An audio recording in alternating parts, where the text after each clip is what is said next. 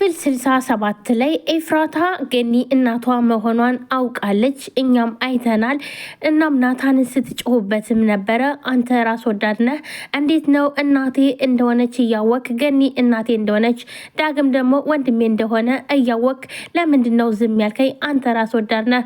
እስከ ዛሬ ድረስ ቤተሰቦችሽን እኮ ፈልጌ አገናኝሻለሁ ስትላይ ነበር፣ አምኜህ ነበር፣ ለካላቅህም ነበር እያለች ስትጮህበትና እንዲሁም ደግሞ ከተኛበት ደግሞ አመነጫጭቃ ስታስነሳው እንዲሁም ስትጮህበት በጣም እናም ሁለተኛ እኔን አታቀኝም ብለውም ጥላው ስትሄድ ነበረ።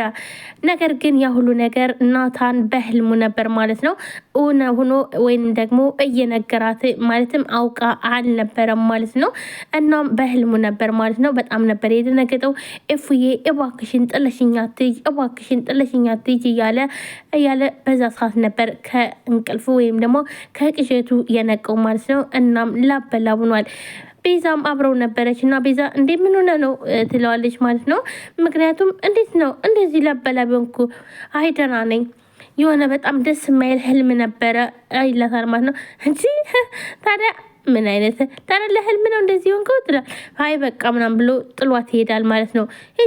እኔ እኮ በእናትች እኔ እኮ በቀላል ስቀው ነበር። እሺ እንዴት አድርጌ ነው ማሳቅ የምችለው? ወይኔ ቤዛ ምን ይሻልሻል እያለች ቤዛም ለናታን ጥሩ ሰው ለመሆን እየሞከረች ነው። ናታም ክላሷ ሁና እየጸለየች በቃ በጣም ስለተጨናነቀች ፈጣሪዋን እየለመነች ነው። ሁሉ ነገር ገደል ሆኖባታል። ናታን ከቅዠቱ ሲመለስ ቶሎ ብሎ ኤፍራታ ክላስ ነበር ሄደ። ኤፍራታ የሆነ ስላድኖ ላይ ሆና እየጸለየች ነበር። እሱም ሲገባ አላየችውም ነበር። ጨርስ ትነሳና ምንድን ነው አታንኳኳም እንዴ? የሰው ክፍል እኮ ዘው ብሎ አይገባም ብላ ትጮህበታለች። ይቅርታ ግን ደግሞ የሆነ ነገር ልነግርሽ ነበር፣ ግን ደግሞ እንዴት አድርጌ እንደምነግርሽ ግራ ገብቶኛል ይላታል ማለት ነው። ኤፍራታም እንግዲህ አሁን ላይ እያሳየች ያለችው ነገር በጣም የሚያስጠላ አክት ነው። ምክንያቱም ታዲያ ትንገረኛ አለችው ማለት ነው። እናም እሱን ያመነጫጨቀችው ነው የባሰ ይርቀኛል ብላ፣ ነገር ግን የምታደርገውን ነገር ሁሉ በጣም ከባድ ነው። እንደኔ ግን እውነት ለመናገር እውነቱን ተናግራ ናታን ቢታሰር የተሻለ ነው ብዬ ነው ማስበው ማለት ነው። ነገር ግን እሷ አሁን ሁሉም ጋር ያላት ነገር በጣም የሚያስጠላ ነገር ነው። ጥሩ መልስ አይደለም የምትመልሰው። ሰዎች ጋር ለሰዎች ክብር የላትም።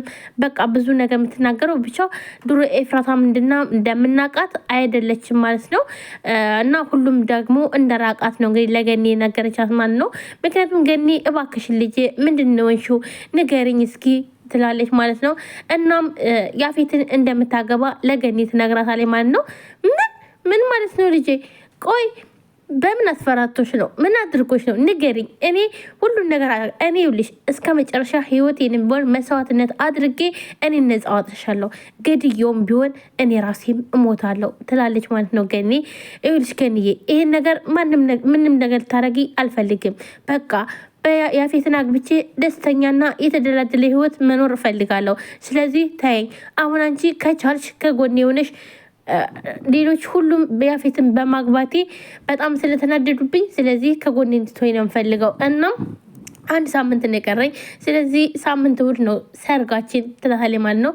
ገኒም ትንቀጠቀጣለች። በጣም ነው የተናደደችው።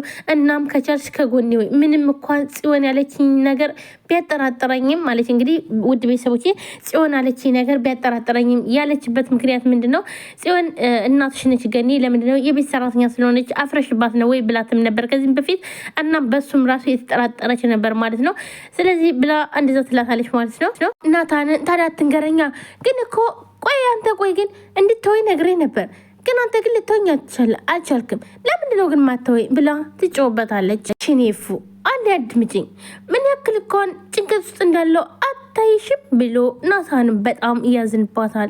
ታም እየጮች እና ለእኔ ብለን የምትጨናነቀው ለምን አትወኝም ብላ ትለዋለች ማለት ነው። ናታንም ከተቀመጠበት ብድግ ይላል። በጣም ይናደድና ቆይ አንቺ ልጅ ግን ችግርሽ ምንድን ነው?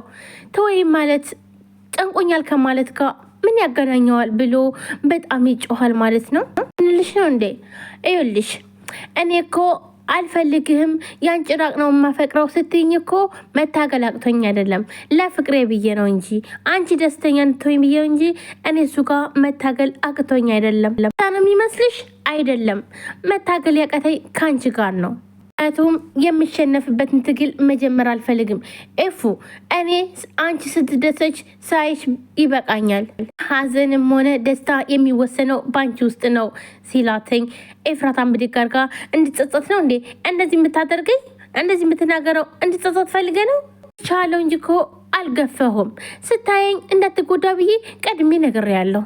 ግን ደስታሽ ምናምን እያልክ ልቤ በሀዘን እንዲጎዳና እንዲጸጸት ለማድረግ እየሞከርክ ነው። ኤፉ ራስሽን አትሸውጁ። ፊትሽ ላይ ልደብቂው የማትችው ሀዘን እየታየ ነው ያለው። በምንድነው ያፌት ያስፈራራሽ? ናታንን እገለዋለሁ አለሽ? ቤተሰብሽን እጨርሳቸዋለሁ አለሽ? እስኪ ንገሪኝ በምንድነው ያስፈራራሽ ብሎ ሲጠይቃትኝ ኤፍራታን በጣም ትናደድና ቆይ እንዴት ነው አንተ የምታስበው? ቆይ ከአንተ ውጭ ሌላ ሰው ማፍቀር አልችልም ብላ አሁንም መጮህን ትቀጥላለች ማለት ነው። መፈቀር አይችልም ብላ በላሁን ቶሎ በል ከክፍል ይወጣል ብላ ትጮህበታለች።